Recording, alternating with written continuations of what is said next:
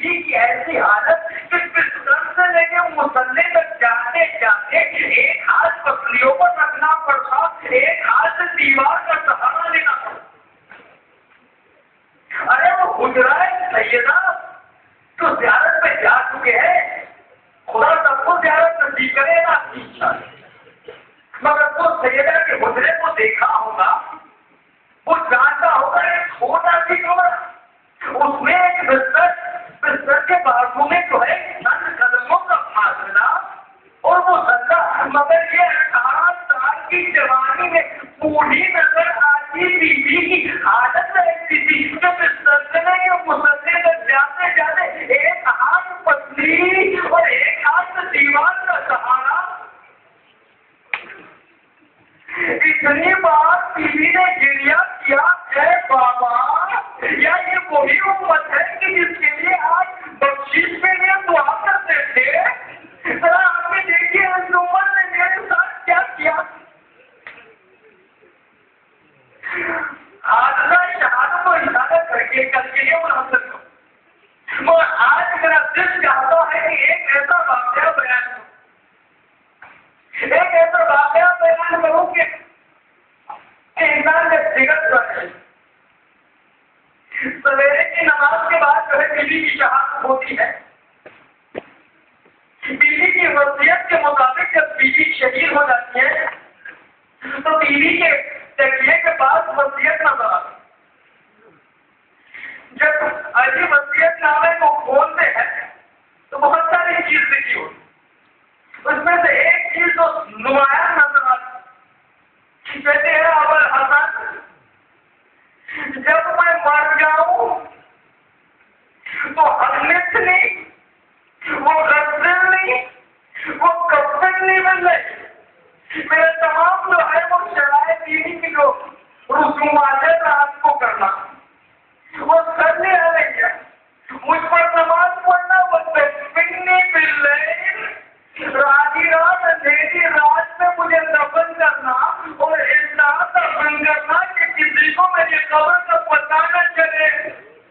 ارے اللہ تعالیٰ جب ہم کہتے ہیں اللہم عجل ولیک الفرج، اے سادات میرا سلام وہاں پر، اے سادات میرا سلام وہاں پر، جب ہم کہتے ہیں کہ اللہم عجل ولیک الفرج، اے پروردگار تیری آخری حجت کے ظہور میں تعجیل فرما، ایک ہمارا ہدف یہ ہے کہ آقا آپ آئیے اور ہماری جدہ، ہماری دادی، ہماری ماں کی قبر کو بتا دیجیے۔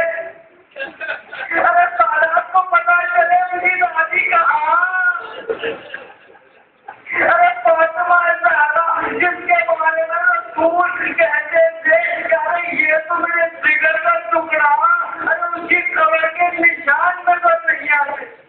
یہ مظلومیت فاطمہ ہے اور اس وصیت پر عمل کرنے کے لیے روایت بتاتی ہے کہ علی نے 40 قبر کھودی، 40 قبر کھودی تاکہ لوگ پہچان نہ پائے ان 40 قبروں میں اصل قبر فاطمہ کی کیسی ہے، کیونکہ جس رات کو دفن کیا گیا دوسرے دن 2 مرحوم اپنے لشکر اپنے اصحاب کو لے کر آتے ہیں، کہتے ابو الحسن فاطمہ کو دفن کر دیا، بچایا بھی نہیں، ہم کو ان پر نماز پڑھنی ہے، جنازے کو دوبارہ قبر سے نکالے۔ ارے اللہ اللہ علی کی کیا کیفیت، روایت بتاتی ہے سننا تھا ایک مرتبہ کی آن سے تلوار کو نکالا تو خبردار کو ایک حرکت کی فاطمہ کی خبر کو کھولنے کی اور اس کو ڈھونڈنے کی، یہاں پایا خون کی ندیاں جاری کروں،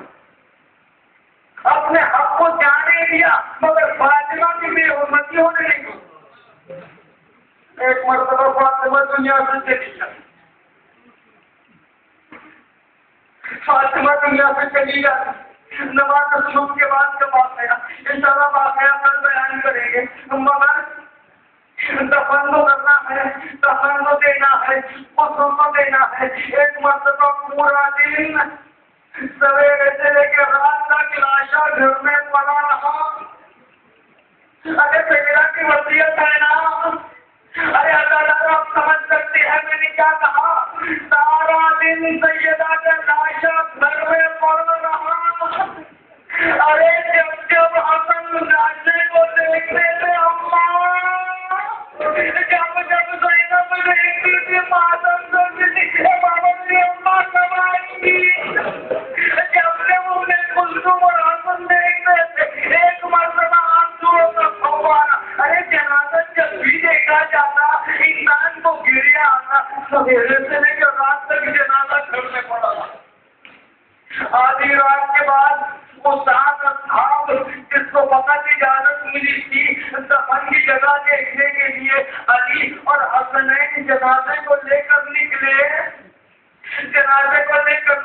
دفن کیا سیدہ کو اور اب پھر گھر لوٹائے سویرے کی نماز سے.